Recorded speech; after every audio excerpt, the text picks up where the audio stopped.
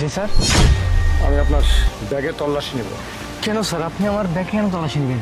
প্রিয়া, তুমি এখানে? হ্যাঁ, তোমার ব্যাগে তল্লাশি নিবে স্যার। আমি স্যারকে ফোন দিছিলাম।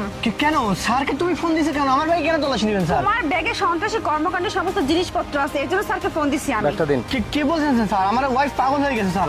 আমার ব্যাগে কিছু নেই, বিশ্বাস করুন আমার ব্যাগে তেমন কিছু নেই। আছে কি নেই সেটা তুমি স্যারকে দেখিয়ে দাও, তাহলে তো প্রমাণ হয়ে যায়।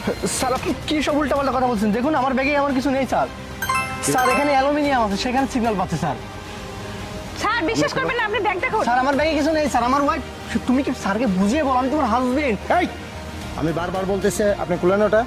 স্যার আপনি কেন বলতেছেন না? আমি একটা সাধারণ একটা কোম্পানির চাকরি করি, আমি কেন সরকারি কর্মকাণ্ড করবো? এরপর কিন্তু আমি আপনাকে এইভাবে কথা প্রিয়া আমি- বলো না।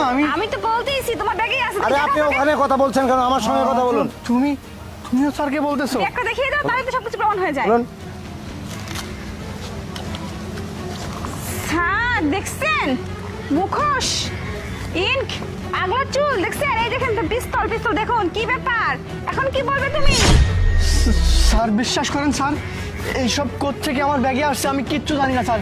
কিভাবে আসছে, কোত্থেকে আসছে, কখন আসছে আমি কিছু জানি না স্যার। বিশ্বাস করেন আমার কথাটা স্যার, আমাকে ছেড়ে দিন না। আমার ওয়াইফ মনে হয় এটা জড়িত। প্রিয়া এই তুমি কি বলছো? আমি যদি তোমার